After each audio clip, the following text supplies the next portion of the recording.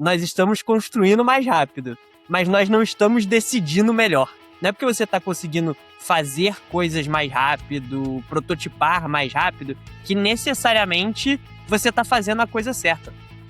Da dificuldade que PMs e GPMs ainda têm em tomar decisões. Sendo que, para mim, tomada de decisão é uma skill básica de pessoas de produto, sabe? As pessoas são muito 8 ou 80. Então, quando a gente fala, queremos pessoas analíticas, o que as pessoas acabavam fazendo? Então, eu vou tomar todas as minhas decisões baseadas em dados, logo eu vou ter que esperar ter dados para tudo. E a real é que, cara, muitas vezes você não precisa dessas coisas. E, cara, muito do trabalho que a gente faz várias vezes, o trigger é quando algo já deu errado. Muito melhor você sabe quais as perguntas que você quer responder quando está tentando resolver algo, mas você vai tentar encontrar os sinais que vão te ajudar a te responder aquilo. Sabe? Hoje o cara tem dificuldade de tomar decisão porque, por muito tempo falaram pra ele que pra ele tomar decisão ele tinha que fazer um teste AB, sabe? Isso encapsula a essência desse trabalho que é defensível, mas não é bom, mas talvez não deveria estar sendo feito. Cara, tá em 2026 por conta das pessoas não tomarem as decisões, elas terceirizam pra teste AB.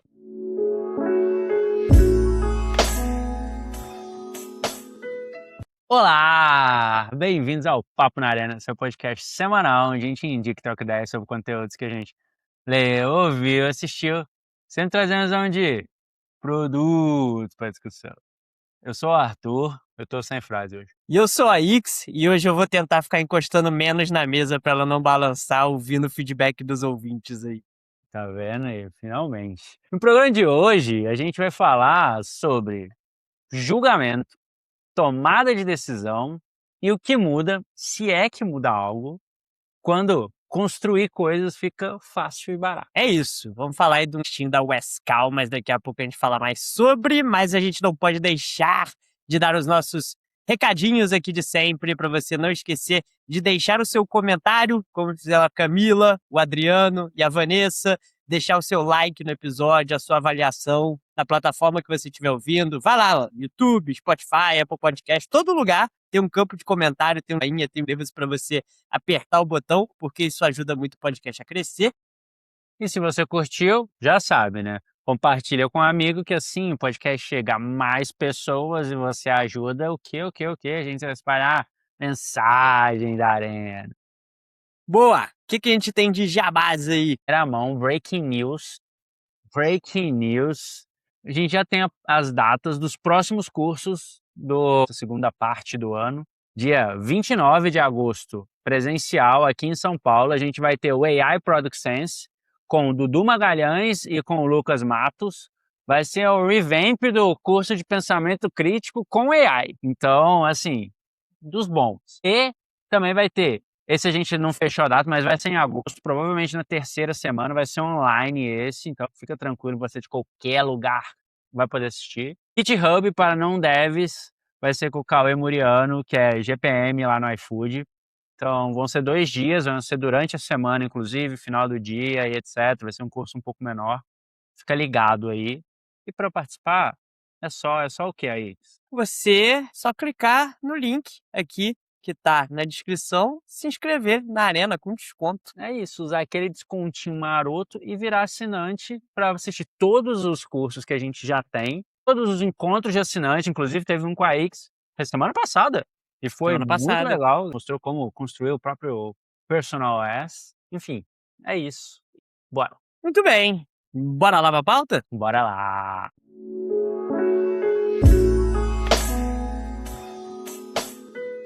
Bom, a base do papo que a gente vai ter hoje é um texto chamado Defensible But Not Good, da Westcal, que a gente falei no início, né? Que é coach executiva, co-founder e professora do Maven, uma das nossas autoras favoritas aqui de coisas de produto, né? E nesse texto, o argumento central dela é que muito do trabalho que a gente faz do produto, ele é defensável no sentido de que parece a coisa certa a ser feita, mas que a gente deveria se questionar se de fato aquilo é bom, se de fato a gente deveria estar fazendo aquilo mesmo. E os exemplos que ela dá são se a gente precisa esperar ter um pico de abandono para melhorar um fluxo de produto, ou se a gente precisa esperar a taxa de cancelamento de um e-mail explodir para melhorar esse e-mail. Se a gente consegue olhar para essas coisas e dizer se estão boas ou não e como isso determina o trabalho que a gente faz, né? E para começar, Arthur, na sua carreira, longeva carreira aí de IC, de contribuidor individual, de líder, você viu muito desse tipo de coisa acontecendo? Alho, que era defensível, mas talvez não devesse estar sendo feito? Sim, cara. Muito. Inclusive, eu quero começar já mandando aqui um salve para a Lauren e para o Damon, velhos amigos e que a gente teve a oportunidade de trabalhar em alguns lugares juntos, que a gente sempre falava sobre o bloco de obviedades não óbvias que a gente tinha durante as nossas reuniões com os times e tudo mais, justamente pelo fato de ter coisa que você não necessariamente precisa esperar ter todos os indícios para de fato agir ou não agir, né. O famoso, o avião não cai só por conta do tipo do mau tempo, sabe, ou só por conta do piloto. Acontece um monte de coisa que você não precisa esperar chegar o último ato para de fato tomar a decisão, sabe. Ou para Então no saber que o caso avião estava caindo, né? O piloto não sabe que o avião tá caindo só na hora que ele embica para baixo. Tem é, várias coisas que acontecem antes, e acho que muito do texto é disso. Cara, muito do trabalho que a gente faz várias vezes, o trigger é quando algo já deu errado. É quando um número já foi pras cucunhas, é quando o cliente já tá no seu ouvido reclamando, sendo que a gente poderia, tipo, cara, tinha tanta evidência antes e tanta coisa dizendo pra gente que a gente deveria estar trabalhando naquilo, né? né. E E cara, por que mas não? isso ao mesmo tempo, e ela traz alguns tópicos disso, ao mesmo tempo se conecta muito com o papo que a gente teve recentemente com a Marina, né, teve 3 episódios 2, 3 episódios atrás, que ela falou sobre o lance das empresas tratarem adultos como adultos. E, infelizmente, cara, esse não é tipo, a baseline. Então muita gente do tipo, tem um pool de profissionais que tá esperando sempre, de fato, a decisão da liderança, ou então os números estarem ali todos certos para fazer. E também tem o lado que às vezes o contexto da empresa faz isso ser necessário. Mas aquele velho ditado que a gente já diz, o interessado dá um jeito, né? A pessoa safo, ela se vira, tá ligado? Eu sinto que tem uma parada que aconteceu no nosso mercado ao longo do tempo, que a gente foi muito valorizando perfil analítico, a gente foi muito valorizando pessoas que têm senso forte de dados, usam bastante dados. Por muito tempo, pô, todo mundo olhava para Booking e queria ser a Booking, que resolve tudo com teste AB. E eu sinto que, normalmente, o que acontece é as pessoas são muito 8 ou 80. Elas vão muito para um lado ou para o outro. Então, quando a gente fala, puta, queremos pessoas analíticas, o que as pessoas acabavam fazendo? Então, eu vou tomar todas as minhas decisões baseadas em dados, logo eu vou ter que esperar ter dados para tudo, ou eu vou querer instrumentalizar tudo para ter dados, ou eu vou querer rodar teste para tudo. E a real é que, cara, muitas vezes você não precisa dessas coisas. E não é falta de ser data-centric ou analítico, você não ter um dado quantitativo para tudo, né? Primeiro que, cara, não existe só quant aqui na vida, né? Mas eu acho que é muito. Eu acho que essa parte do ser analítico também é ser crítico. Tanto que o nome do curso e do programa que a gente fazia aqui, né? Era pensamento crítico e analítico. Eu acho que as duas coisas andam juntas. Então, tem uma frase que ela tem no texto que é: Folks, we can use our eyes here. Então, a gente pode usar os nossos olhos pra tomar decisão, velho. Então, é aquele coisa, você tá passando por um fluxo. Cara, você viu que tá ruim. Você viu que tem um negócio ali que não tá legal, algo que não tá fazendo sentido. Você viu um e-mail que tá ruim. Puta, você realmente precisa ter 1 milhão de tickets no seu atendimento ou vários clientes falando com você, dizendo que aquilo tá ruim, pra você tomar a decisão de mudar aquilo, ou você precisa fazer cover e tal, ou não, você pode olhar, não, eu tenho senso que isso aqui de fato tá ruim, eu vou tomar uma decisão de mudar. E às vezes você não vai tomar a decisão de mudar, tá? Às vezes não, mas aí entra no campo da priorização, é outra coisa, mas você sabe que aquilo não tá legal e você não precisou ter todas essas evidências? Porque você olhou de forma crítica para o negócio, sabe? É, uma coisa que eu sempre falo, cara, nos cursos, é, principalmente sobre você, quanto melhor você sabe quais as perguntas que você quer responder quando está tentando resolver algo, mais você vai tentar encontrar os sinais que vão te ajudar a te responder aquilo, sabe. E você não precisa esperar a junção de todos os astros estarem alinhados O Capitão perfeitamente. Planeta, né? Se juntar. Cara, eu não esqueço na Yellow, cara, lá quando a gente estava lançando os patinetes e tudo mais. Inclusive mandar um salve aqui pro Ariel, pro Sanches, pra Amandinha, pro Benevides. E a gente a gente foi lançar os patinetes, a gente estava com um receio, porque o modo de desbloqueio ia ser diferente, porque a bicicleta você só desbloquear que você usava o celular, e o bloqueio você fechava direto na bicicleta, né, direto no cadeado mesmo. E no patinete ia ser o oposto, né, tanto o bloqueio e o desbloqueio ia precisar ser no celular. E a gente ficou com aquilo na cabeça e tal, correria, timing, a gente não fez os testes e os estudos que a gente gostaria. Só que antes da gente colocar no ar, a gente mapeou, cara, quais que eram as coisas que poderiam dar os sinais pra gente que aquilo ia estar ruim, tá ligado? Que ia estar dando problema. Então era, basicamente, cara, tinha as métricas lá, o funilzinho de clicou, ia finalizar a viagem, e de fato a corrida foi finalizada, que não era um problema que a gente tinha na bicicleta. A gente, colocou, cara, se começar a aumentar esse tipo no chamado no atendimento, isso não é um chamado hoje, provavelmente vai ser por conta disso. Então, assim, é o lance que você falou, cara, a gente já tinha o taste ali do que poderia dar ruim.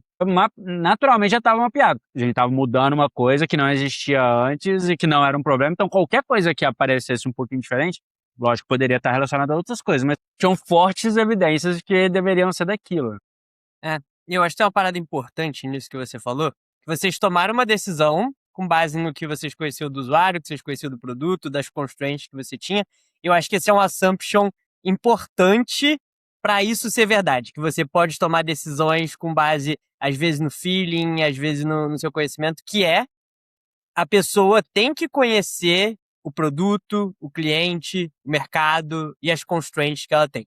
Porque é esse repertório e conhecimento que vai dar essa segurança para você tomar uma decisão, às vezes, sem o dado ou sem evidências maiores, sabe? Não é o data Q que você tirou ali e falou, vou tomar a decisão por causa disso. Não. Com base em toda a minha bagagem, em todo o meu repertório, eu vou tomar essa decisão. Então, essas são os assumptions que eu tô tendo aqui para tomar essa decisão. Cara, e o que você falou, como eu acho que isso aqui vai dar errado se isso der errado, sabe? Onde é que vão estar os sinais que aí a gente volta atrás? Porque é isso, velho. Tipo, no fim, a gente não é pago pra estar certo o tempo todo. Eu prefiro normalmente estar mais certo do que errado, eu tento estar mais certo do que errado, mas eventualmente você vai errar, sabe? E o importante é você ter clareza de, eu tomei essa decisão, a gente pegou o buy-in que precisava, em casos onde precisa, ou não, eu assumo essa daqui, eu bato no peito e as pessoas sabem porque que eu tô indo nesse caminho, mas eu acho que não dá pra você tirar simplesmente da sua cabeça. Se você tá tirando de algum lugar, você tem que ter clareza de onde. É porque é uma referência que você tem de mercado, é porque você conhece pra cacete o cliente e tal. Só que aí, cara, a gente entra num outro ponto também, que é, cara, a gente tá em 2026, você até comentou o lance do Booking, etc. Cara, tá em 2026 e por conta das pessoas não tomarem as decisões, elas terceirizam pra teste AB, pra tudo. Às vezes, cara, nem vai ter ou vai demorar muito tempo para ter o coeficiente estatístico necessário lá. Então, mas, Se cara, você é uma startup, principalmente B2B, não faz teste AB. é, cara, mas velho, é bem isso. Pô, eu já contei várias vezes aqui também o meu exemplo de quando eu estava na Instacarro e que a gente fazia um monte de teste, mas era fazer teste para ter novas versões e, tipo, corrigir as etapas que já estavam com problema. Mas a gente não esperava ter o coeficiente estatístico para saber se uma versão estava certa ou errada. A gente estava prezando, nosso princípio nesse caso era velocidade. Era velocidade de aprender. Então, se uma semana a gente estava corrigindo uma etapa, na semana seguinte a gente estava corrigindo outra, já com uma outra versão e coisas do tipo. A teoria iria me julgar, ia me apedrejar, ia fazer qualquer... Não, porque não está aqui de acordo com todos os livros e etc. Mas, cara, foi o que ajudou a gente a aumentar 60% da conversão, tá ligado? Então, Eu acho que Podem questionar meus métodos, mas jamais poderão questionar meus resultados. Mas eu acho que entra muito nessa parte que é um pouco do que a gente estava até comentando antes de começar aqui o podcast, e que eu estava até te contando que eu estava conversando com uma mentorada na sexta-feira, que é diretora de uma grande empresa, da dificuldade que PMs e GPMs ainda têm em tomar decisões. Sendo que a gente até deu uma leve tretada antes de começar aqui, né, Ix, de, para mim, tomada de decisão é uma skill básica de pessoas de produto, sabe? Da pessoa de produto no checklist de habilidades que ela tem, tipo, tomada de decisões definitivamente é uma, assim como comunicação, assim como priorização e etc. Aí a gente pode falar mais ou menos, mas, cara, tá no skill set básico. Mas aí também entra num outro fator, que é, a gente já falou disso em vários outros episódios, que para mim é muito similar com criatividade. Ownership, para você tomar a decisão, você tem que ter ownership. E que não é um negócio simples de você ensinar. E não sei Ah, se é total. ensinável. Eu acho que sim. O que a gente tava tentando é que eu falei, cara, eu acho que tomada de decisão é um negócio que é uma habilidade, um aprendível e tal. Tem pessoas que têm mais ou menos facilidade pra isso. E eu concordo que é uma skill do PM. E aí a gente começou a falar, mas é o que o mercado tava, vamos dizer, valorizando os PMs por fazer? Ou, pô, por muito tempo a gente valorizou outras coisas PM, menos isso, sabe? Que era outra camada que estava tomando a decisão, enfim. Mas na mesma linha de coisas que o mercado valoriza, e voltando para esse negócio da Booking que você falou, então o seu exemplo da Instacarro, né? Eu acho que você tinha muita segurança para poder fazer isso, você já estava num estágio mais avançado da sua carreira, né? Você já era head de produto, ali, alguma Ah, coisa. E é algo que eu fico refletindo, que hoje eu falo com muita tranquilidade que, cara, eu, na maior parte das vezes, não acho que testes AB deveriam ser feitos. Só que eu sinto que se eu falasse isso 5 anos atrás, numa entrevista, as pessoas, dependendo da pessoa, ela olharia e falaria: pô, que absurdo, ele não deve ser data-driven ou coisa do tipo. Eu conseguiria justificar da mesma forma que eu justifico hoje. Eu acho que teste AB é exceção e não a regra do como você deveria tomar decisões de produto na maior parte dos casos. Mas hoje, eu me sinto muito seguro para falar isso, porque eu já estou num estágio mais avançado na minha carreira. 5 anos atrás, cara, eu acho que o mercado olhava e falava, cara, não, você PM, você manja de teste AB? Tinha lá no job description das pessoas que tinham que ter experiência com um teste AB e tal. E, cara, eu acho que dá para contar nos dedos de uma mão quantas pessoas a gente conhece que, de fato, pô, tem uma experiência em escala com teste AB estatisticamente correto, do jeito que a Booking roda, vamos dizer assim. E não é, velho. Tipo, era muito freestyle, a gente olhando as coisas lá de fora e tentando replicar. Acho que tem muito também de como o mercado vai drivando as coisas, sabe? A gente vai dando hate hoje em dia, mas tipo, muito foi se construindo ao longo do tempo pra, pô, hoje o cara tem dificuldade de tomar decisão, porque, pô, por muito tempo falaram pra ele que pra ele tomar decisão ele tinha que fazer um teste AB, sabe? Não confiar nesse repertório que ele tem, nessas outras evidências, sabe? e que ele tinha que ser data-driven, né? Data-driven, exatamente. Eu não gosto nem do termo data-driven, na real. Eu gosto do data-informed. Esse é o meu favorito. Boa. Cara, acho que outra parada também que eu costumo dizer que tem a ver com isso daqui, e provavelmente você já passou pra caramba também, é que quando você tá numa empresa cheia de pessoas boas, normalmente vão surgir um monte de ideias boas. Dificilmente um lugar onde pessoas bem intencionadas e competentes estão, vai sair um monte de ideia ruim. Vai sair um monte de coisa boa e a dificuldade não é validar se a ideia é boa ou não, mas é o timing dela. E é isso, é como é que você toma, como é que você toma uma decisão, às vezes, puta, com não tanta informação assim, no meio de um monte de ideia boa, tendo que escolher tomar tiro no pé ou na mão por causa da meta do próximo quarter que você tem que bater. Acho que esse é outro ponto também, penso nesse, que eu tava refletindo, lendo esse texto dela, que além de, pô, a gente usar o nosso senso aqui, é também entender que, cara, muitas vezes as ideias das pessoas são boas e a gente só tem que entender se é para aquele momento ou não, e eu acho que conecta até com com um conteúdo que eu tava vendo esses dias, agora não lembro de onde é, que por muito tempo os PMs foram treinados a falar não, né? E essa coisa, chegava a ideia e o cara já preciso proteger meu backlog e tal, já vou falar não de cara. Cara, como esse não, né? Coisas que vão envolver isso, porque no geral o que as pessoas estão trazendo faz sentido, né? Nisso que você está falando, cara, eu acho que tem uma coisa que é pouco explorada, assim, em geral. Muitas vezes, cara, a gente entra meio que no automático de fazer o que tá no roadmap depois que foi aprovado. Então, Passou na cúpula do trovão, vambora, agora é só é tacar isso. pau. Só que quantas vezes você revisita, tipo, durante o quarter, e não só no final do quarter, isso, sabe? Se de fato faz sentido continuar fazendo aquilo. E a provocação que eu sempre faço para, pô, com todas as pessoas que eu dou mentoria, todos os times que eu liderei, que é, cara, se você monta seu sistema, só pra gente não deixar de falar de você montar o seu sistema, para revisitar o que você está fazendo uma vez por semana, durante um quarter, no final do quarter, você fez isso 12 vezes. Se você faz uma vez por mês, só no final do mês, na hora que tem que mostrar o quanto que você avançou dos resultados, cai para 3. 12 revisitas para 3. Cara, é uma diferença brutal. E aí eu vou 4 usar, vezes mais.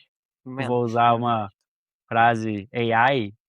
Isso muda o jogo, cara. Isso muda tudo. Mas, pô, mas eu acho que entra muito na linha disso aí que você tava falando, assim, beleza, cara, ideia, vai ter um monte, agora com AI, pô, tá mais fácil ainda. Só que é isso, tipo, qual é a ideia? Quais são os seus mecanismos para ver se faz sentido continuar investindo naquela ideia, o quanto você continua com convicção naquilo, enfim, coisas desse tipo, você tem que montar a sua estrutura para te ajudar a embasar na tomada de decisão. E a gente volta lá pro tópico anterior. Eu acho que é muito pouco falado isso, assim. Pô, a gente tem, tipo, poucas estruturas, poucas coisas, de poucos materiais, apesar de ter muito, na verdade, tem muito literatura sobre, mas pouca discussão disso na prática mesmo, de como que a gente prioriza. Quais são as coisas independente da priorização, vale a pena tomar ou não essa decisão, que naturalmente, se vai valer a pena, vai entrar ou não na priorização.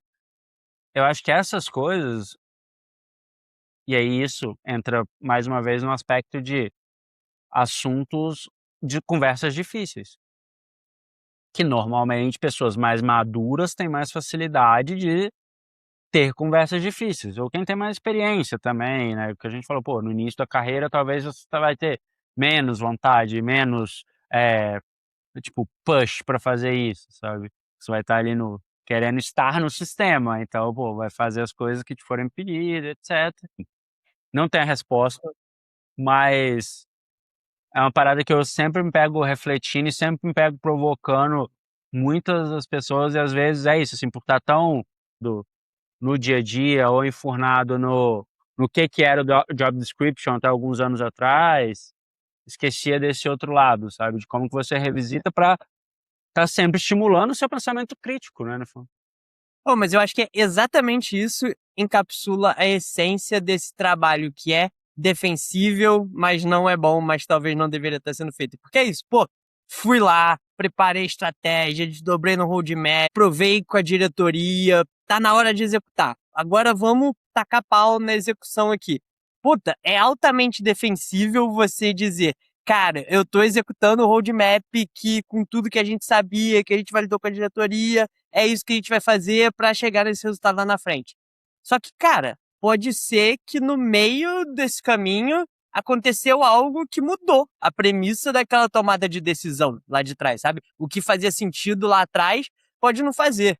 Sei lá, o Facebook adora, pô, copiar feature, lançar umas coisas novas que derruba um monte de negócio. A Apple, quando lança a atualização do iOS, sabe? Pô, você planejou no mundo. Só que quando você começou a executar, esse mundo mudou. Pô, existe o argumento de estamos planejando, já desdobramos tudo, já estamos executando e tal, mas é aquela reflexão. Deveria estar fazendo isso? E aí eu vou até roubar aqui que eu vi que você botou na pauta, mas o caso da Centene, eu queria que você contasse pra galera, porque eu acho que é esse tipo de coisa que é interessante pra caramba, sabe? Revisitar e ver se ainda faz sentido isso que a gente tá fazendo aqui?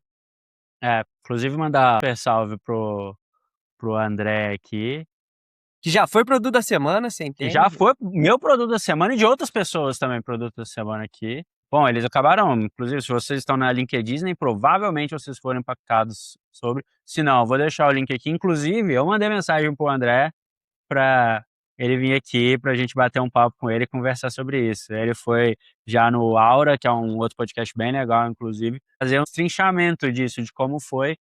Eles, contexto para quem não sabe, a Centene, eles finalizaram o produto, fecharam, né, as A portas, empresa, né? Isso. fecharam a empresa, devolveram uma parte da grana que eles tinham recebido de investimento, devolveram para os investidores.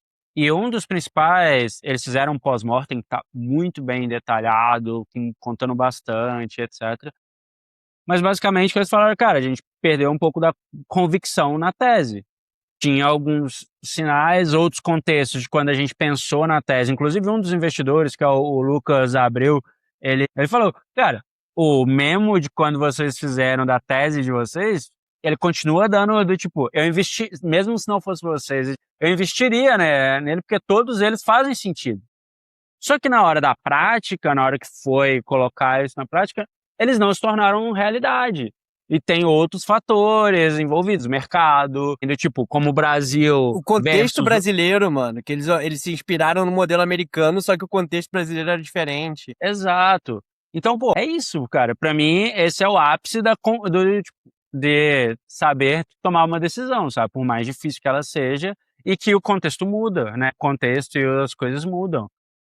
E se eles quisessem continuar trabalhando, tentando pivotar, exatamente a definição é altamente defensável. Peguei dinheiro de VC, o VC quer que eu, cara, acha que é o pivot dessa tese, alguma coisa, ele investiu no early stage muito nesse time. Então, cara, era altamente defensável eles falarem, eu vou queimar esse dinheiro aqui, tentando achar outros caminhos e vamos nessa, até acabar. Não, tipo, os caras ó, literalmente falou isso no texto.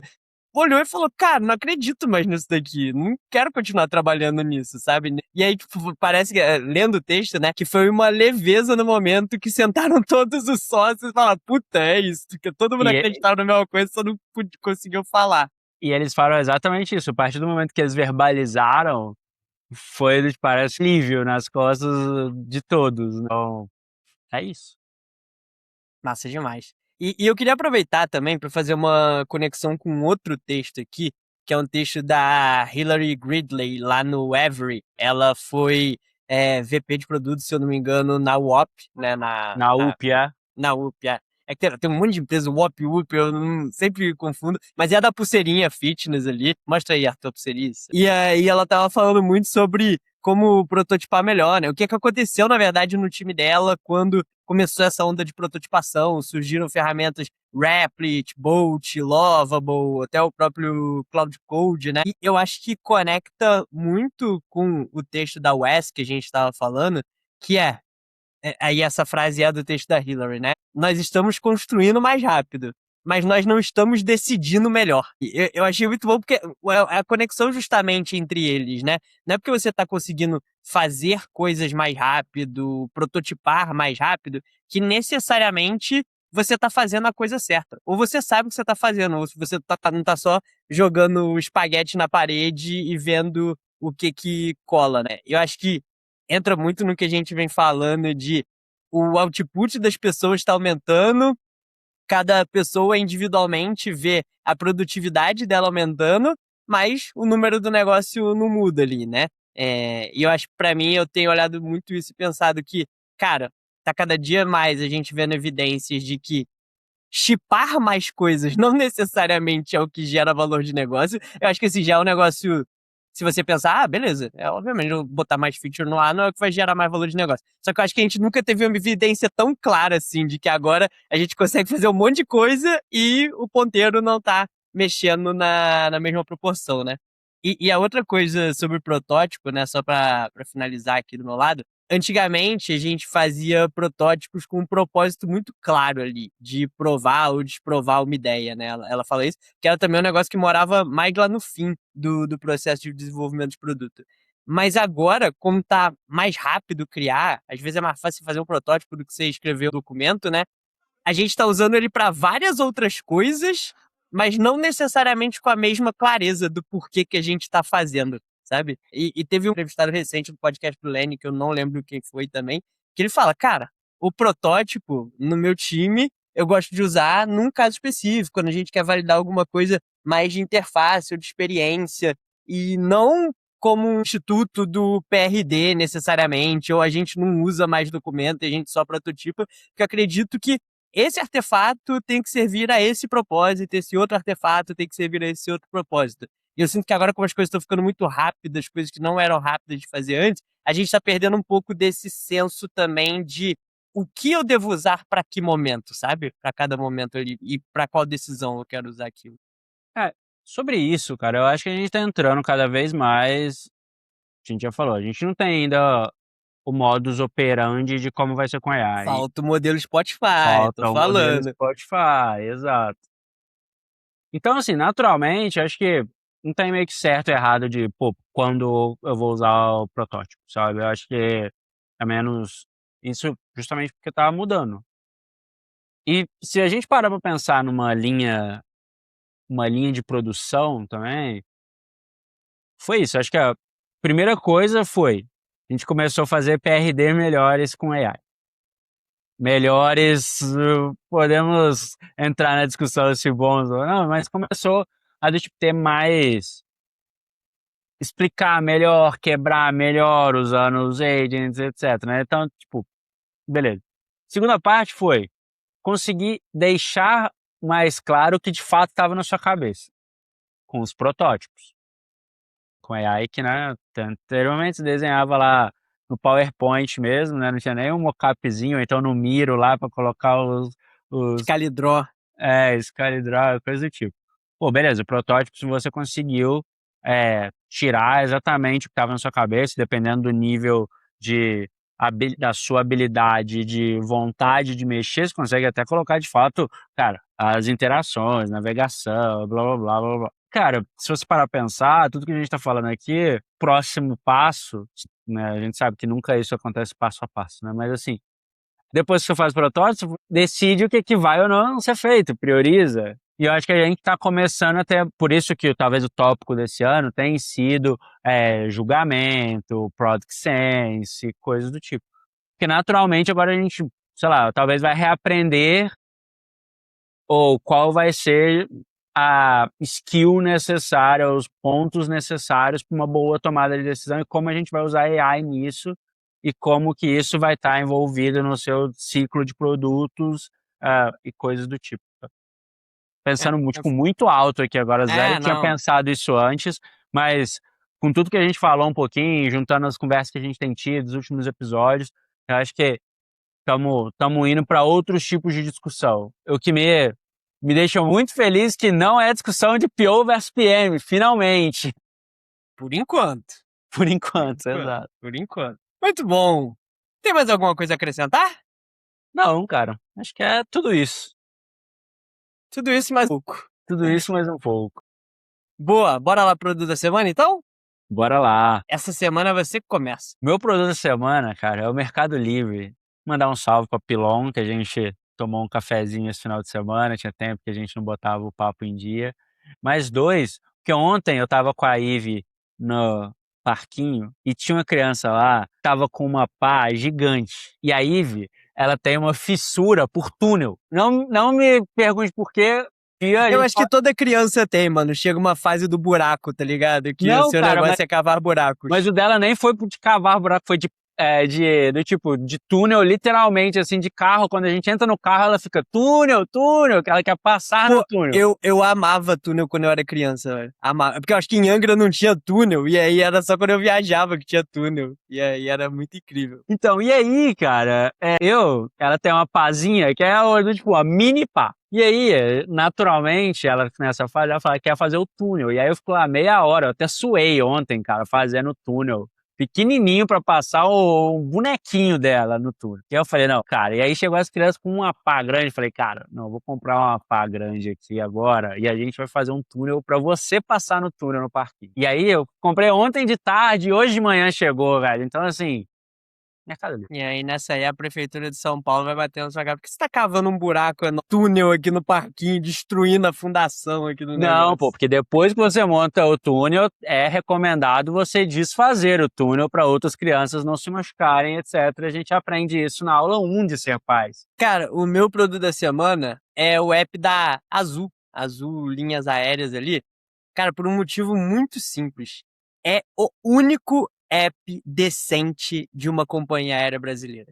Que você não tem vontade de jogar o celular na parede quando tá usando. Honestamente, é meio desproduto da semana aqui também. Porque, cara, se tem algum ouvinte aqui que trabalha na Gol, saiba que eu já te xinguei de inúmeras formas e absurdamente, porque eu nunca vi. O app da Gol é extremamente consistente, porque ele está há 15 anos sendo ruim, independente do update, independente do redesign. E o app da Azul é o oposto. Cara, just works. Ele faz coisas que você espera que o app faça. Então, o app da Azul é o meu produto da semana. Produto da semana desengasgou o ódio. Não, a Alana sabe aqui, velho. Ela sabe que é uma das poucas coisas que me deixa extremamente irritado é quando eu vou pegar um voo na Gol. É ter que usar o app deles. Muito bem, o que a galera mandou aí pra gente depois dessa? Depois desse, que temos aqui, ó. O Kelly Moya mandou Codex, falou que tá trabalhando mais que ele quando era júnior.